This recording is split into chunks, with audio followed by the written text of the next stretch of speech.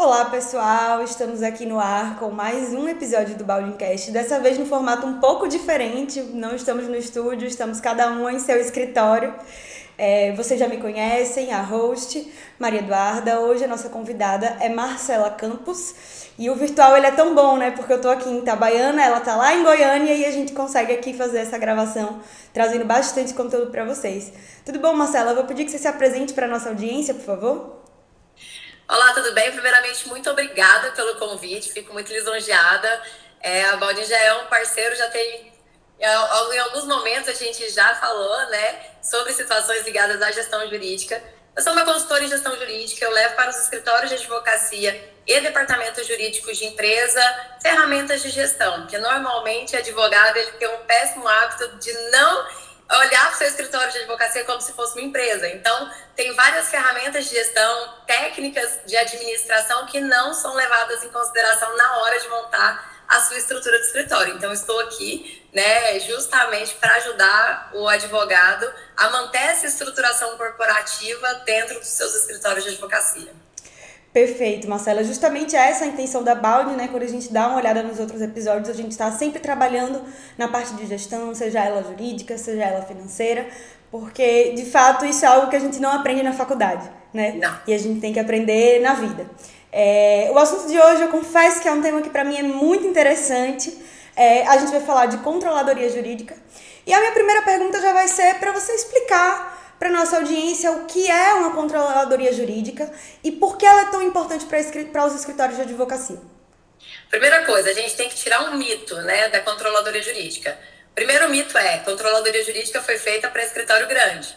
Mentira. A controladoria jurídica é feita para qualquer profissional do direito que queira ser organizado. Outro mito, controladoria jurídica serve apenas como gerenciamento de prazo. Não, a controladoria jurídica é um universo gigantesco, estratégico dentro das estruturas da área do direito. Então, o que a controladoria jurídica faz? O que é esse departamento, né? Quando a gente fala em transformar um departamento em controladoria jurídica, a gente está pensando em impulsionar as informações que entram e saem dos escritórios de advocacia. Então, a informação ela vai entrar e vai sair pela controladoria. Não só através das publicações, porque realmente o tratamento de publicação, lançamento de prazo, lançamento de tarefas faz parte, sim, né, da controladoria jurídica, mas ela também é um órgão responsável por emitir todas as informações para tomada de decisão.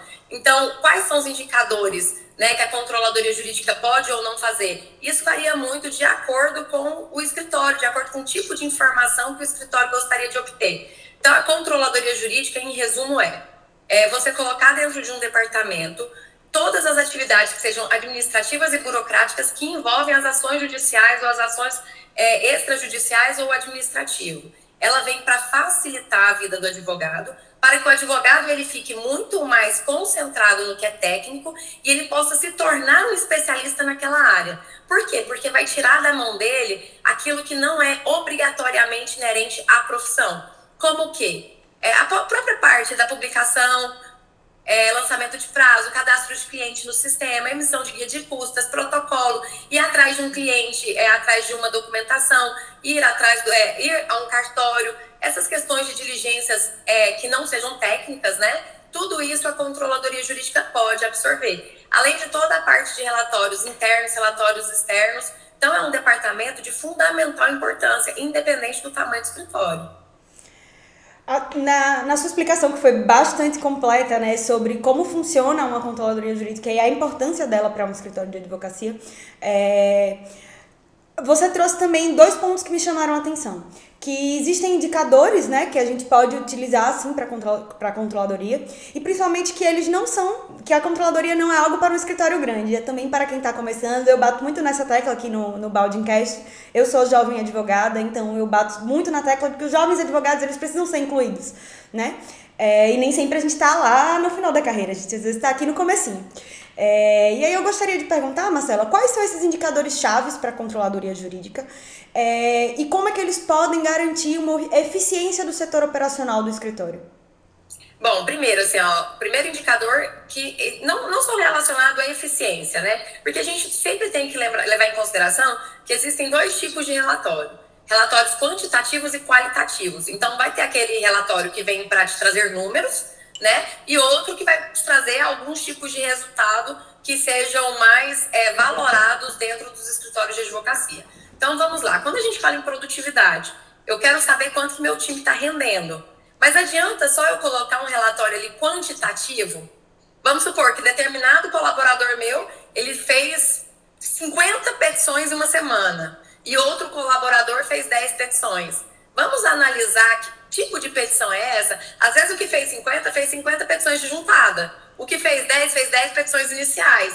Então, dá para colocar essas duas pessoas dentro do mesmo balaio? Não dá. Então, a gente também tem que ter esse senso crítico. Na hora de fazer esses indicadores, eles têm que ser indicadores individuais, quando se trata de produtividade. Ou então pegar ali uma equipe que exerce exatamente a mesma função, faça ali exatamente as mesmas coisas. Então, produtividade é um deles. O que você pode medir? Você pode medir quantidade de contratos que foram fechados no escritório nos últimos 6 meses, nos últimos anos, qual é o valor, qual é o custo do processo para o cliente, além disso, né, pegar todos os relatórios ali daquele cliente, qual que é o cliente mais rentável do escritório, qual que demanda mais, qual que demanda menos.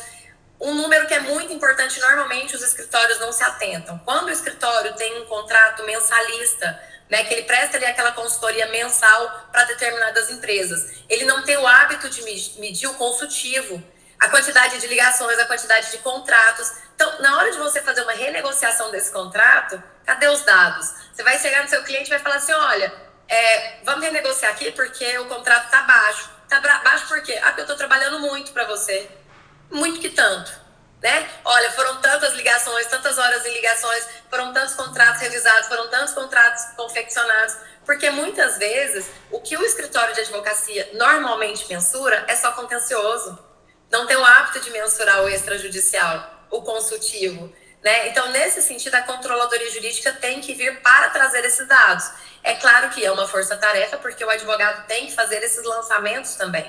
Então, existem vários dados que a controladoria jurídica pode emitir, inclusive fazer a própria jurimetria do escritório. Então, determinada tese, pega ali quantos processos estão em determinada vara, qual foi o entendimento daquele juiz, qual foi o resultado em determinada vara, e essa mesma tese em outra vara, como tem funcionado. Então, existem vários indicadores que o escritório pode criar dentro de uma controladoria jurídica. Depende muito do nível de informação que ele vai querer. Então, você escolhe qual que é o tipo de informação que é importante para você. É comercial? É de produção? O que é importante para mim? O que eu preciso saber? Bom, muita gente, quando me contrata para uma consultoria, um dos índices que eles querem mais aumentar, é claro, que é o faturamento. Olha, Marcela, eu quero que cresça pelo menos 100% do meu faturamento, quando está fazendo ali o planejamento estratégico. Aí uma pergunta básica, qual foi seu faturamento do ano passado? Não sei. Você quer aumentar o que se você não sabe? Entendeu? Então, o grande ponto é fazer uma auditoria dentro do sistema, né? Colocar ali um sistema de gestão que funcione bem, fazendo uma auditoria ali dos processos. Com essa auditoria, você consegue inserir os dados do processo. Aí você consegue emitir qualquer indicador, por exemplo, do contencioso. Mas o sistema precisa ser alimentado. Perfeito. E aqui a gente fala já de outros vários temas, né? Da sua resposta eu consigo extrair, assim, muita coisa na minha cabeça, como uma boa advogada com TDAH, a cabeça olha lá a milhão. Mas, assim, várias das palavras que você trouxe aqui nessa última pergunta me chamaram a atenção. Primeiro porque a gente está falando de uma questão de implementação para quem não tem, ou seja, quem vai começar do zero, né? A gente estava falando desses indicativos, muitas pessoas não têm essa questão do planejamento estratégico, a gente já bateu aqui em outros episódios da Baude, um último episódio foi sobre, inclusive, gestão financeira, foi com uma contadora, Juliana, um episódio enriquecedor. E a gente fala muito dessa questão de você ter esses índices, de você ter um sistema que seja integrado e que você possa, de fato, ter esses indicadores, né? Para quem está começando do zero, não tenho nada no meu escritório, nunca trabalhei com nenhum tipo de sistema, vamos implementar e vamos alimentar. Por onde começar, né? Por onde a gente começa, quais são esses índices que a gente pode começar para implementar uma controladoria jurídica? Primeiro ponto, assim, Maria Eduarda, que se você quer começar uma estrutura organizada, tenha um software de gestão. Às vezes você não vai começar com um software de gestão ideal. E sejamos justos, nenhum software de gestão vai ser 100% para todos os escritórios ou para algum escritório. Sempre tem um ponto de melhoria, claro. Então, primeira coisa, você tem que fazer uma lista do que o software precisa ter. O básico. Olha, para eu funcionar, o nível de informação que eu quero, o software precisa ter, você faz a lista do que ele precisa ter. Depois você vai no mercado, pesquisa os softwares de gestão, e a gente tem muitas soluções disponíveis no mercado. Hoje no Brasil tem mais de 50 softwares de gestão disponíveis para advogado, tem escritório que faz seu próprio software de gestão. Então hoje quais são os mais famosos, assim, né? Tem o Legal, o EasyJuro, o Astreia, a DVBox, o Elol, tem o ControlJus. Então tem um universo de softwares de gestão. Então primeiro ponto, você define o que você precisa dentro do software de gestão. Qual que é o nível de informação que você tem, que você quer. Então eu quero que ele tenha um financeiro, eu quero que ele seja parametrizável, porque dentro da minha área de atuação eu vou precisar de campos extras, porque como eu te falei, o software muitas vezes ele não vem pronto, mas ele tem que ser parametrizável. Se ele é parametrizável, outro ponto importante, essa parametrização, ela sai em relatório? Porque, por exemplo, tem software de gestão que você consegue criar o campo, mas depois esse campo não é um campo de busca. Você não consegue depois minerar a informação através desse campo que você adicionou. Então ele fica obsoleto, você não vai usar. Entendeu? Então, além de, ele tem que parametrizar. Depois você vai para o layout. O que é fácil para mim, o que não é fácil para mim? Né? Qual que é o layout que eu gostei mais? Porque software bom é aquele que a gente vai usar. E tem alguns softwares no mercado que você consegue fazer a contratação, na verdade não é nem a contratação, que até uma quantidade de processos é gratuito. Então você pega aí uma solução que é daqui de Goiás, que se chama Mais Jurídico. É um básico que funciona. Tem aí o próprio EasyJur, que tem uma funcionalidade nele, que você consegue fazer uma contratação dele gratuita. Então, não vai colocar uma solução dentro do seu escritório que depois vai te pesar. Mas se você for pensar, o próprio Legal One, na versão de um usuário só, é um software que é em conta, entendeu? Que dá para você fazer uma contratação. Às vezes pega, por exemplo, o que é interessante. Se tiver condição de esperar a contratação de um software, semana do consumidor, sensacional. Penal, maravilhoso, porque você encontra preços muito mais acessíveis. Esse mês também tiveram vários softwares com desconto, eu dei uma pesquisada sobre isso, porque foi o mês da advocacia, né? Enfim, a gente começou aqui, né, na questão da implementação. Quando falo em implementação, eu passei recente, a gente já até conversou isso em outros episódios também, por uma mudança de software, na verdade. E como tudo que é novo, né, em todos os escritórios, acredito. Então, como tudo que é novo gera resistência, né? Porque a gente trabalha com o setor humano. E, enfim, a gente sabe que a gente é adaptado, às vezes até que a mudança seja para melhor, a gente tem dificuldade para se adaptar. E aí eu queria perguntar a você, Marcela, que trabalha nessa área, que trabalha prestando consultoria, se você tem algumas estratégias para superar essa resistência inicial que pode surgir da equipe durante a implementação de uma controladoria, de um novo software, para que o escritório passe a conseguir organizar melhor suas métricas e as suas questões jurídicas. Primeiro ponto, assim, que é crucial, os colaboradores, a equipe, ela precisa acreditar no produto. E nesse caso, o produto é o que vai ser implantado, se é um novo software, se é um novo departamento, o que for. Então, a venda dessa nova ferramenta, ela tem que ser adequada para o time. Então, primeira coisa, vou implantar uma controladoria jurídica, eu preciso vender a controladoria jurídica para a equipe. A controladoria jurídica, ela precisa entender que a controladoria jurídica ela vai vir para facilitar a vida do técnico. Então, peraí, eu vou tirar da sua mão um monte de atividade que você não gosta de fazer.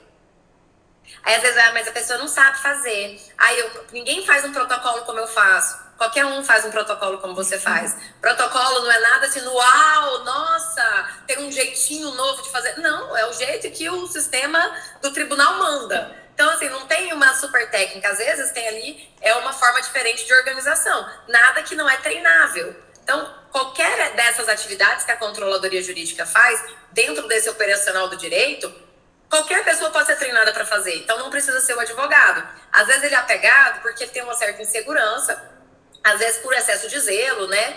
Então, um cuidado de que aquele vai perder o prazo, não vai protocolar direito, vai esquecer alguma coisa. Então, quando você envolve todo mundo no processo, é mais fácil você vender a ideia. Então, primeiro ponto, você explica direito o que é a controladoria jurídica, fala exatamente qual que é o propósito dela, por que ela está sendo implantada, para que ela vem, o porquê dela ajudar o pessoal, e você envolve todos. Desculpa. Se o time não está envolvido, ele não se responsabiliza. Então faz com que as pessoas participem da decisão. Esse é o melhor ponto para que a resistência diminua. Ela não vai sumir. Porque sempre vai ter um ou outro ali que é resistente à mudança. Porque fala assim, tô numa zona de conforto. Na boa, essa zona de conforto não é confortável. É só porque habituou mesmo a ela. É só a força do hábito. Perfeito. Uma outra pergunta ainda dentro dessa questão da resistência quais são, quando você vai trabalhar justamente prestar um curso, qual você acha que é a maior resistência, né? O que é que você acha que é mais difícil de se implementar e de se começar, o que as pessoas mais resistem aí? Isso depende, é engraçado isso, né? Porque não é uma resposta padrão. Vai depender muito da área de atuação do escritório. Você acredita? Porque como tem algumas áreas de atuação que elas têm algumas peculiaridades, que tem algum...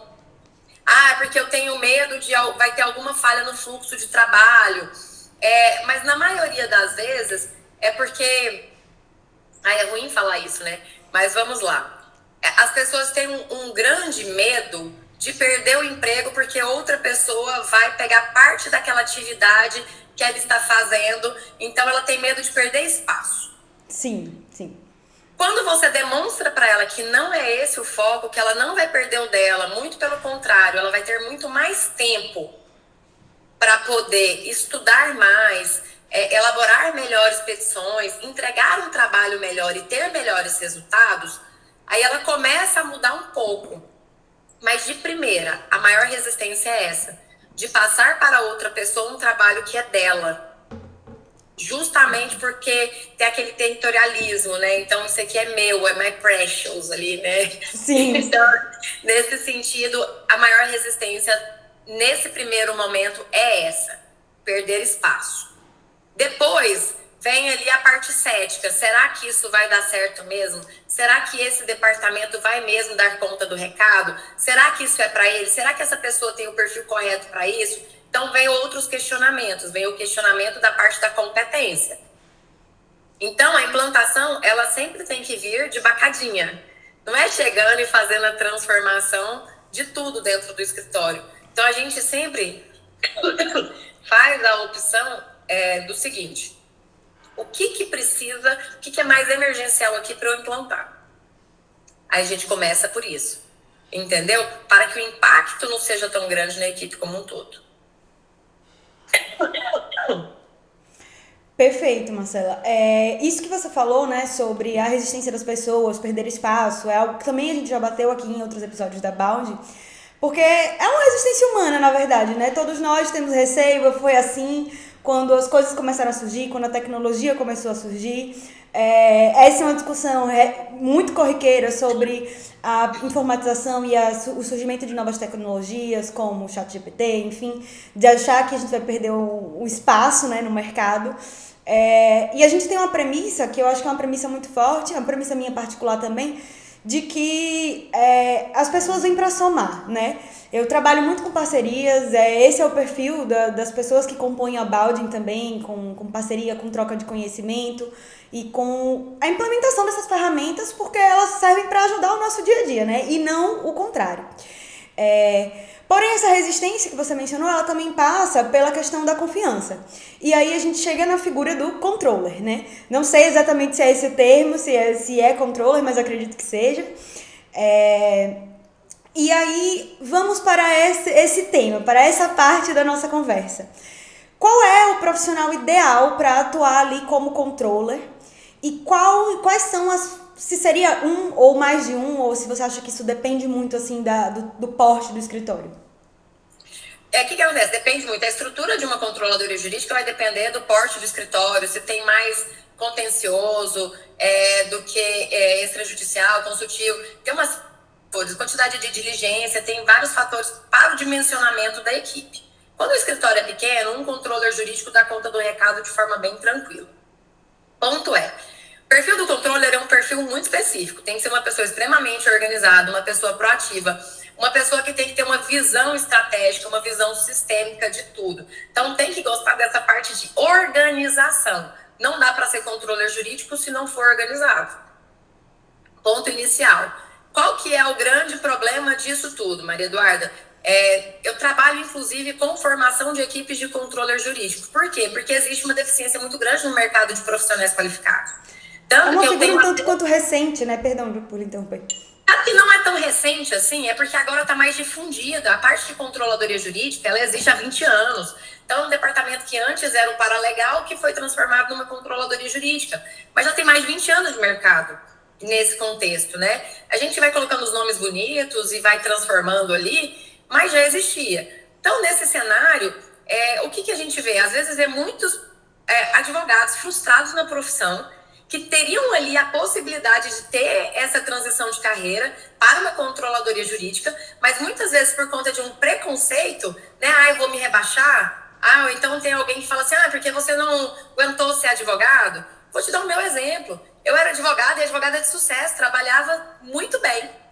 Só que eu senti uma certa frustração na advocacia, porque o resultado não dependia de mim. Eu podia fazer um trabalho maravilhoso e eu não vi o resultado. E como eu sempre eu tinha uma pegada muito maior para a gestão, porque eu já ajudava meu pai no negócio da família, eu já era gestora do negócio da família dele, eu comecei a unir a gestão com a advocacia. E foi aí que eu descobri a controladoria jurídica. Então, fui ser controller primeiro e depois, é claro, com muito estudo, muita vivência, me transformei numa consultora em gestão jurídica.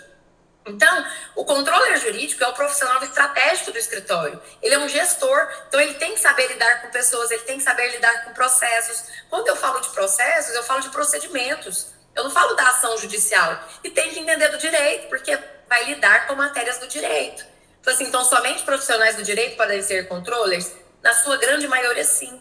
Aconteceram 2 casos. Eu sou consultora em gestão jurídica há 8 anos. Em 2 casos, eu coloquei nos escritórios de advocacia, na controladoria jurídica, quem não era advogado, quem não tinha formação em direito. Por quê? Nesses 2 casos, as 2 pessoas já trabalhavam no escritório há mais de 5 anos, elas entendiam tudo do escritório, inclusive da matéria do direito, elas sabiam peticionar melhor do que advogados que acabavam de entrar no escritório, né? Então, conhecimento dos processos internos, né? Tudo. Então, elas tinham total capacidade de assumir aquela função. Entendeu? Então, o controller jurídico vai lidar com números, vai lidar com dados, vai lidar com relatórios. Então, tem que ser uma pessoa que tem que ser muito focada nisso, tem que ser uma pessoa estratégica. Então, a controladoria jurídica não é um rebaixamento. É um outro departamento. O controller jurídico está para o escritório, assim como o gestor jurídico está para o técnico. Só para vocês entenderem o nível hierárquico de um controller jurídico dentro de um escritório de advocacia. Ele é um gestor. E monta ali sua equipe de acordo com a necessidade de dimensionamento da equipe de cada escritório. Perfeito. Me surgiram agora 2 dúvidas. Se a gente está falando de uma implementação de uma controladoria jurídica, que é esse o tema principal hoje da nossa conversa, acho que a gente caminhou para esse rumo, você acabou de comentar que em 2 ocasiões na sua experiência você optou por pessoas que não eram formadas em direito especificamente, mas que já trabalhavam no escritório.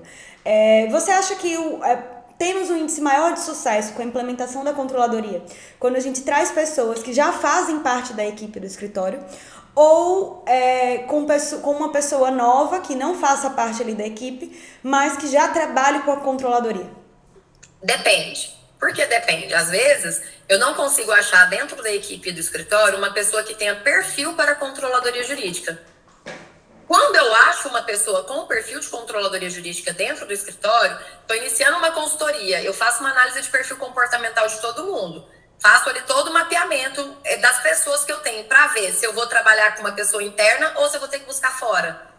Quando eu estou com uma pessoa que já conhece todo o fluxo de funcionamento, pode facilitar ou dificultar. Por quê? Porque a pessoa pode estar viciada naqueles procedimentos e pode ter um pouco mais de dificuldade em trazer novos fluxos para dentro do escritório. Mas é claro que uma pessoa que já tem esse conhecimento, ela sai na frente. Porque todo aquele treinamento, daquele onboarding que tem que fazer com a pessoa quando ela chega no escritório, essa parte a gente já pula, entendeu? Mas a gente tem que ficar muito atento ao perfil.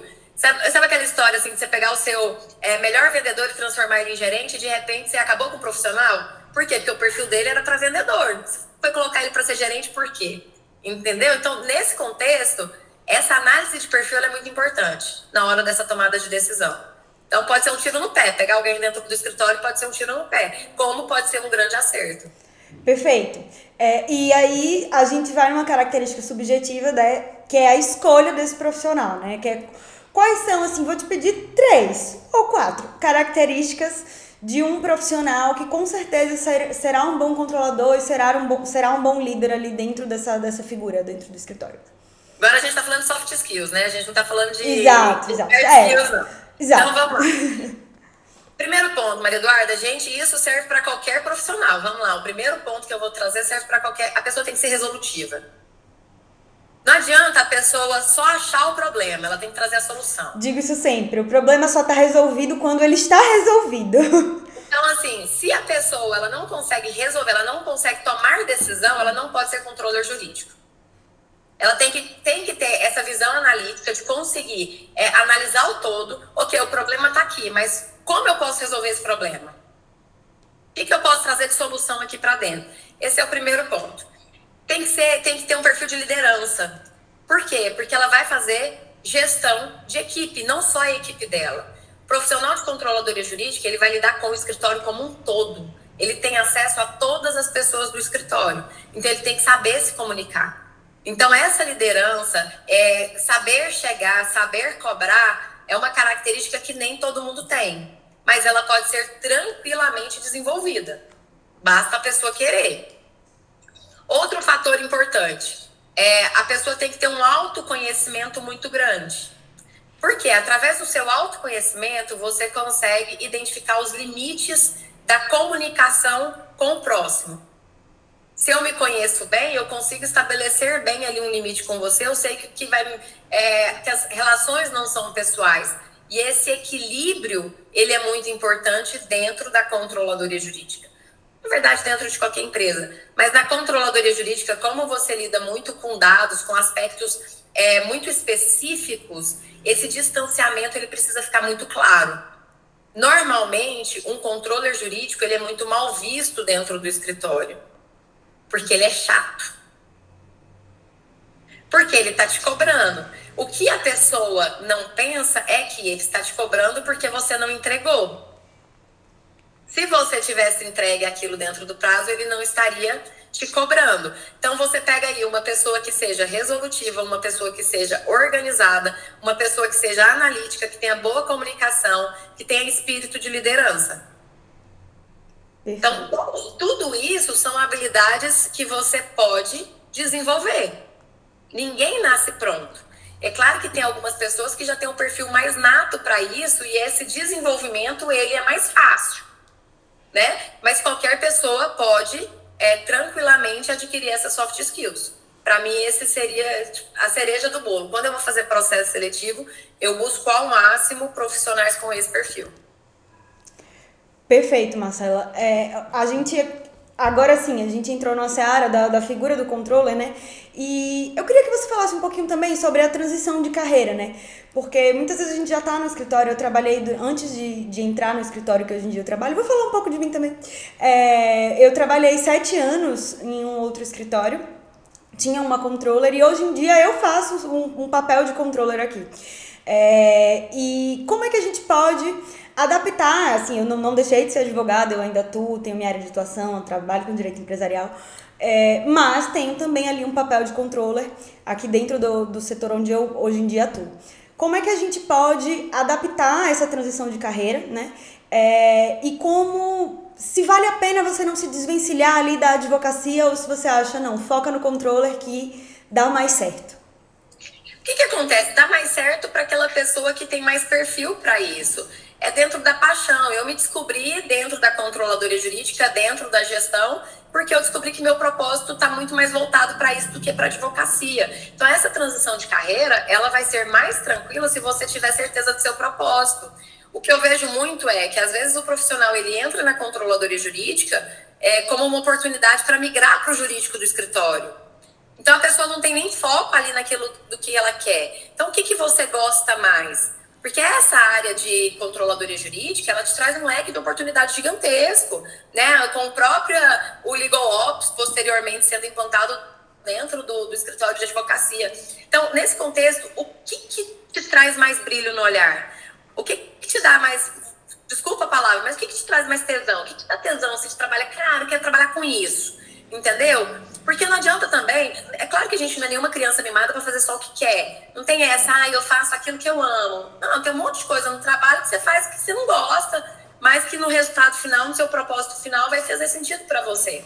Então, essa transição de carreira, Maria Eduarda, ela tem que, primeiro, ser muito clara dentro do seu objetivo. Inclusive, eu tenho uma plataforma de curso online voltado para a controladoria jurídica que chama Grow Class. Tem um vídeo lá, é um vídeo gratuito, que qualquer pessoa pode ter acesso a ela, que tem um webinar completo falando sobre essa transição.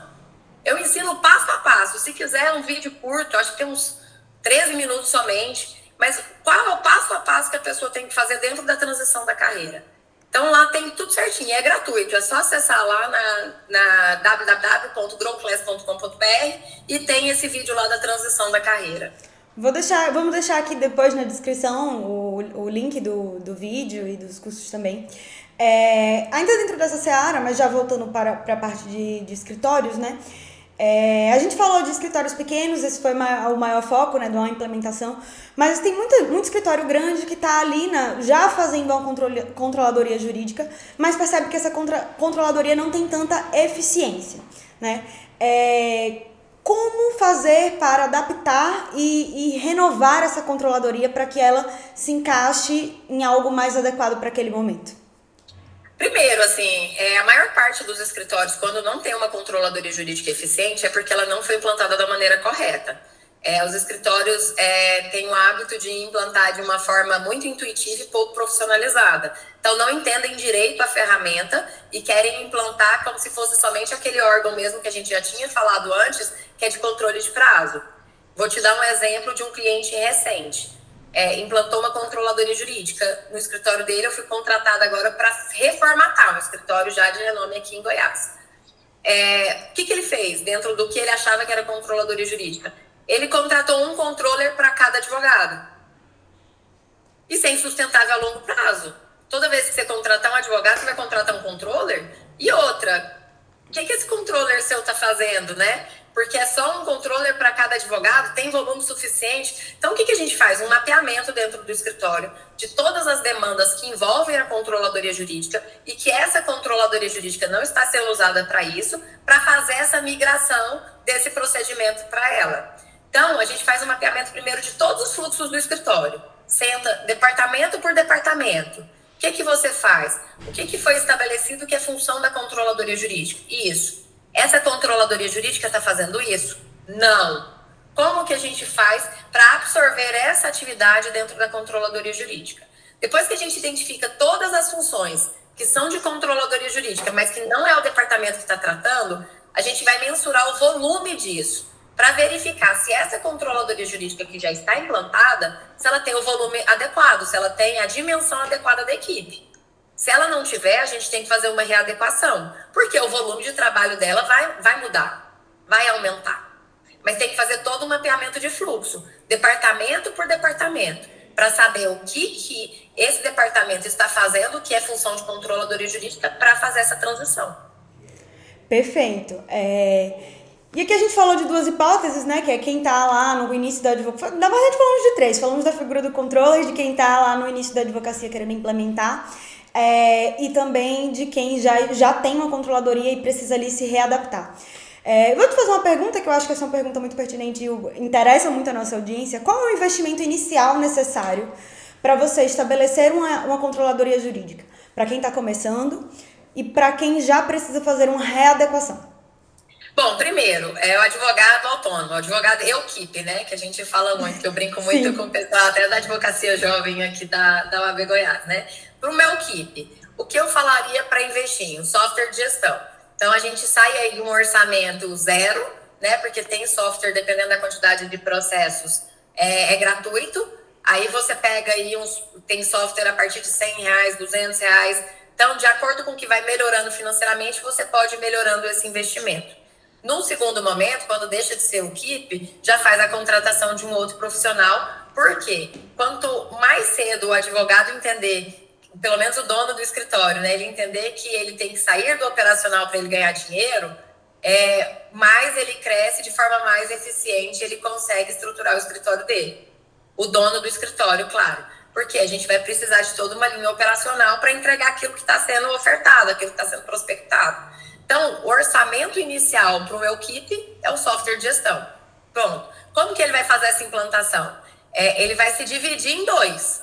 Ora ele vai ser advogado e ora ele vai ser controller jurídico do próprio negócio. O que eu falo sempre separa o período do dia para que você seja uma coisa e o outro período para que seja outra. Não confunde muito as funções. Então, peraí, agora eu vou ser só controller do meu negócio. Então, vai fazer toda a parte administrativa e burocrática.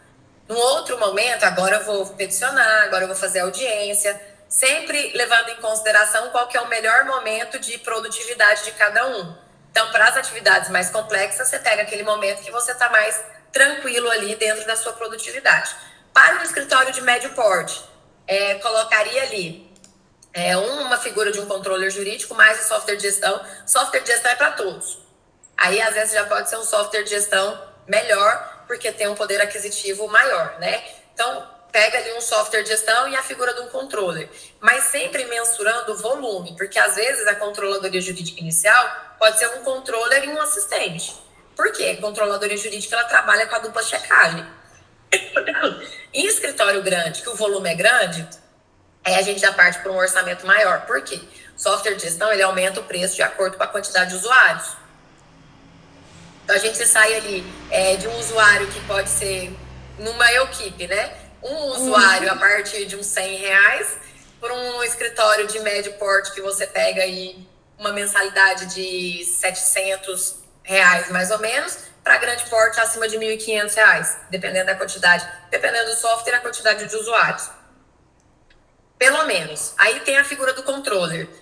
O valor de salário de controller varia muito de estado para estado. Estou aqui no Centro-Oeste, você está no Nordeste. A discrepância de salário é muito grande. Tanto que eu já fiz processo seletivo para o Nordeste. Então, mas a nível Brasil, com uma pesquisa que a gente fez.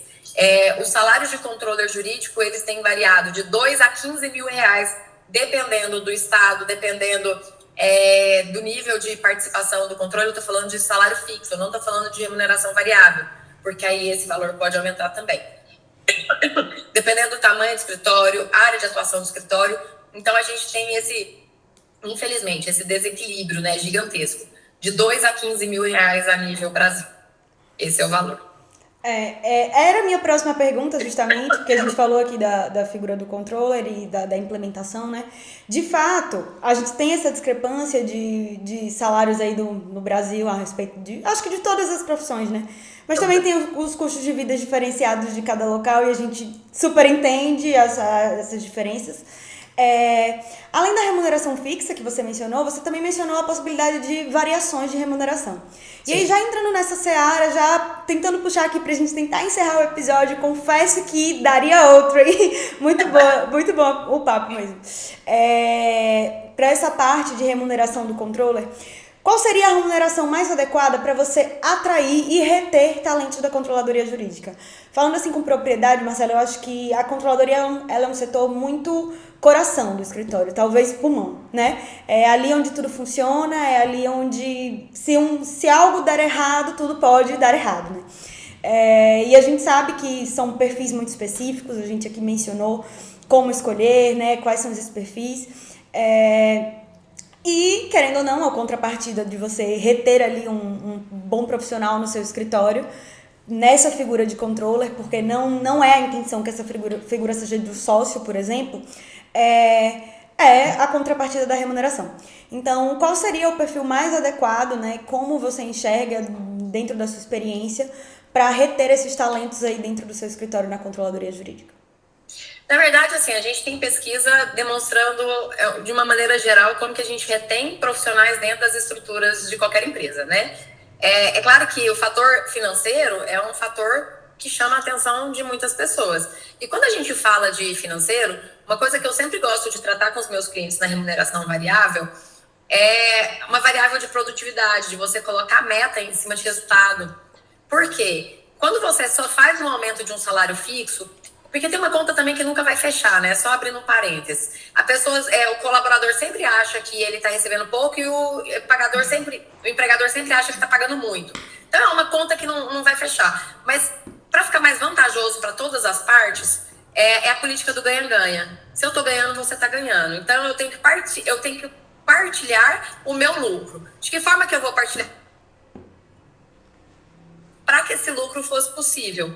Então, eu acredito muito em comissionamento por resultado.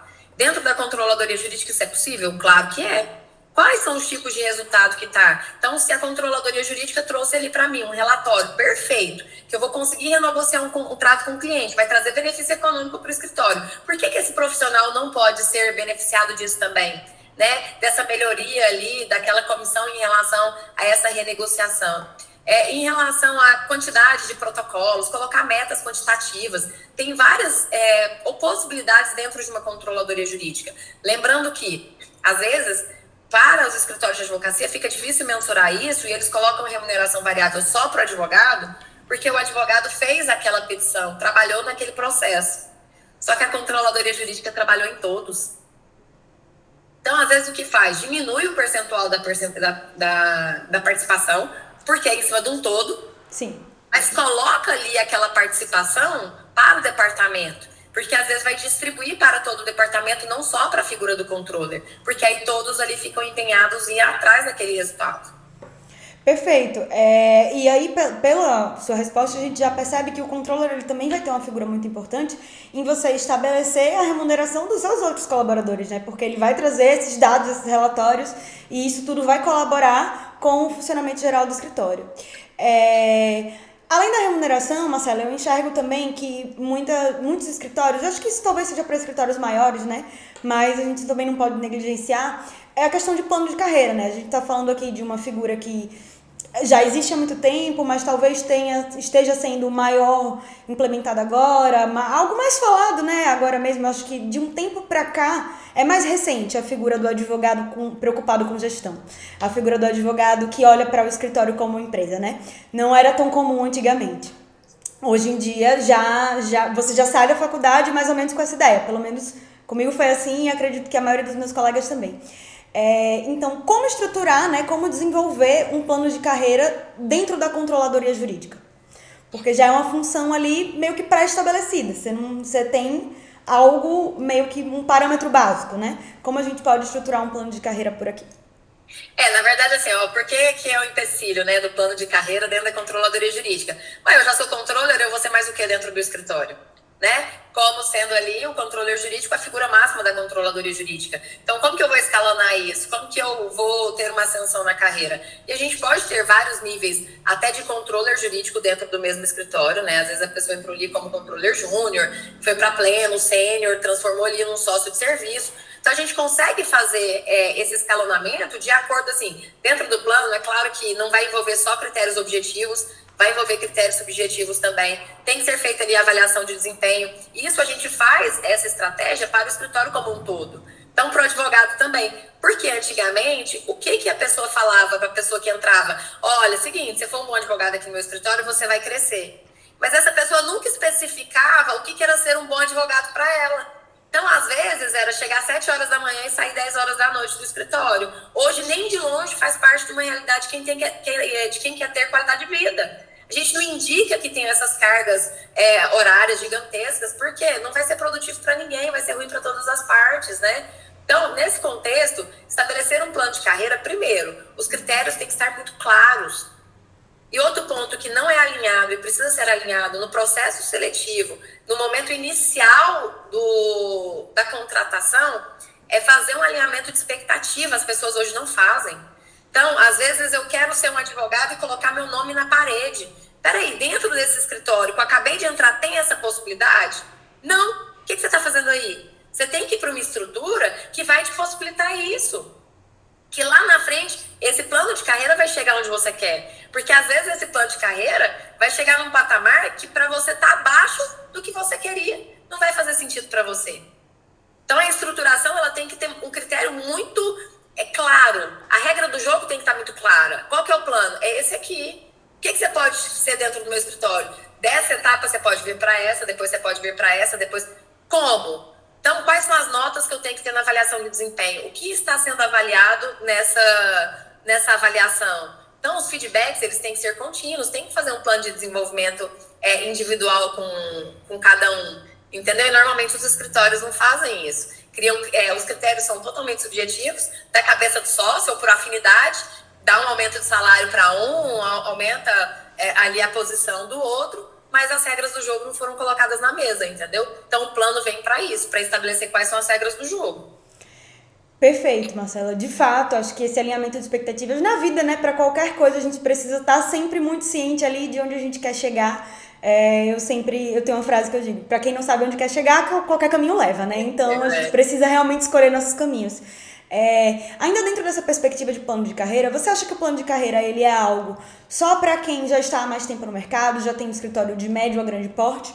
Ou você acha que quem está começando, não vou dizer quem está sozinho, mas quem ali já tem alguém, já tem um estagiário, já tem uma equipe ainda que pequena, ainda que curta, também vale estruturar um plano de carreira e pode colocar a figura do controller como uma desses lugares nesse plano de carreira? O que eu sempre falo para os meus clientes? A gente nunca faz um plano de carreira, Maria Eduarda, pensando na estrutura atual do escritório. A gente sempre faz porque quer que o escritório cresça. Então, a gente coloca ali as possibilidades de departamentos que às vezes o escritório não tem. Eu fiz recentemente para um cliente meu aí de Sergipe, eu fiz um plano de carreira. Ele é um advogado que agora que ele está estruturando a equipe dele, então agora que ele está fazendo a contratação de mais advogados, e ele já pensou nisso. Por quê? Porque a cabeça dele já tem uma visão diferente. Eu quero que o meu escritório cresça e eu quero que as pessoas que estejam aqui comigo cresçam junto com o meu escritório. Então, ele já teve essa preocupação. Então, o grande problema é que as pessoas normalmente só atentam para isso quando está perdendo talento. Aí eu preciso colocar aqui para eu parar de perder talento dentro do meu escritório. Se você já começar a fazer a contratação pensando nessa retenção, pensando que você quer realmente que o crescimento seja contínuo e conjunto, você já faz um plano de carreira assim que você estrutura a sua PJ. Perfeito, ou seja, lá no comecinho, né? Não é algo para quem está em médio e grande porte. Porque você, às vezes, alinha a questão dos valores, que é muito importante. Dentro do plano de carreira, você vai colocar quais são os valores do seu escritório. Então, como que a pessoa tem que trabalhar para você? Quais são os seus critérios, né, de trabalho? E se isso está claro desde o começo, não vai ser desviado depois. Olha, você entrou aqui sabendo disso.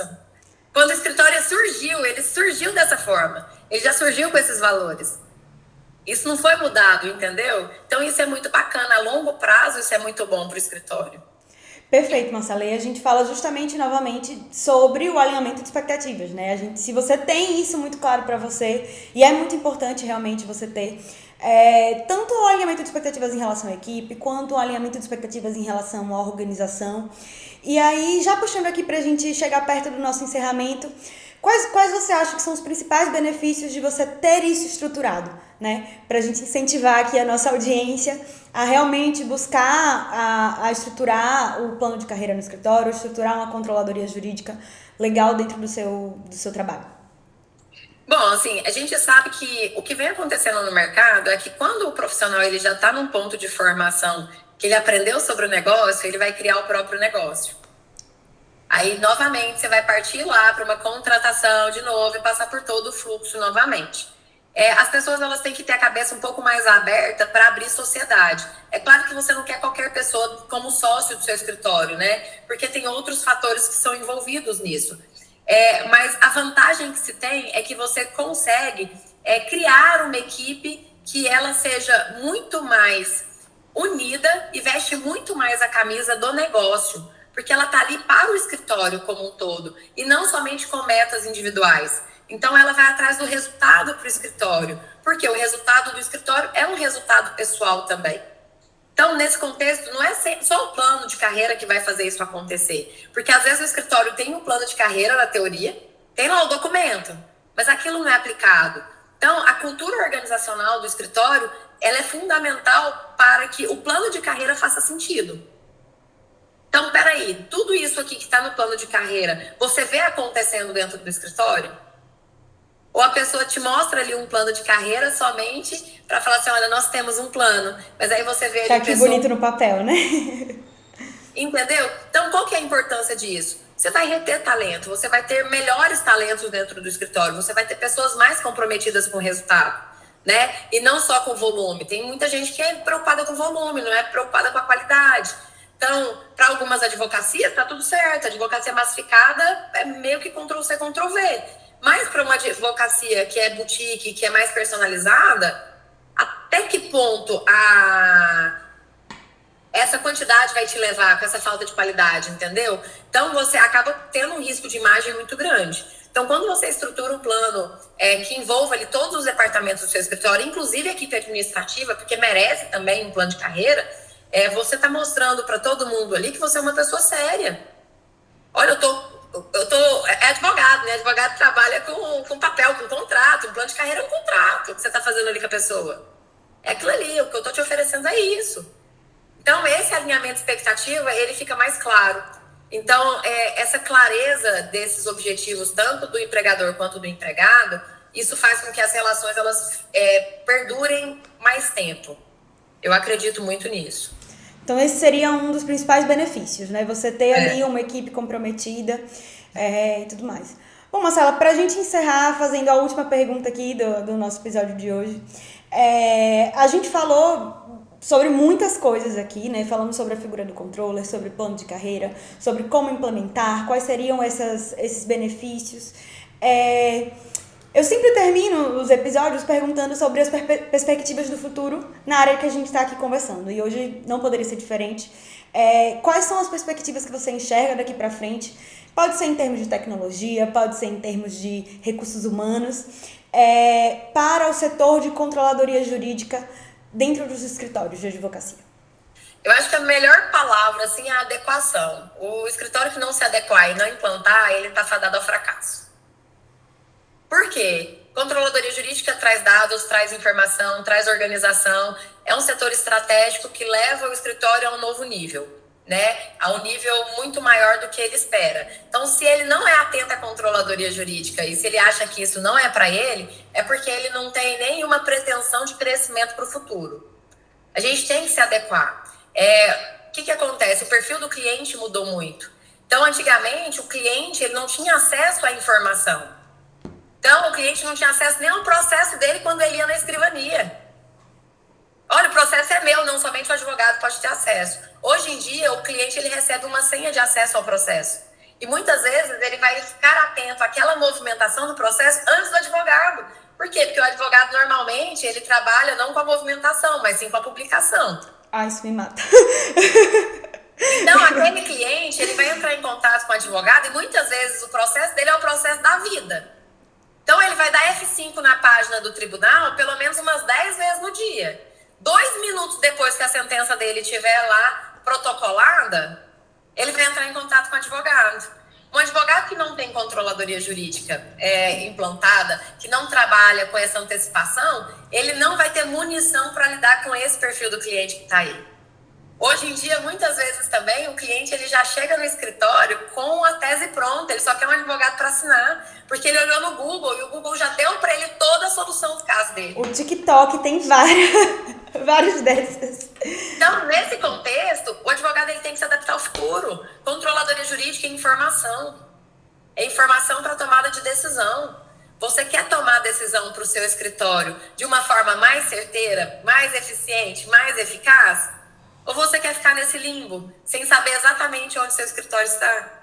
Sem ter nenhum tipo de informação, sem ter indicador? Então, não tem como. Um escritório que quer crescer, ele precisa implantar uma controladoria jurídica, mesmo sendo uma equipe. Tem que ter um nível mínimo de organização e gestão para que ele consiga se manter no mercado e ter um crescimento saudável.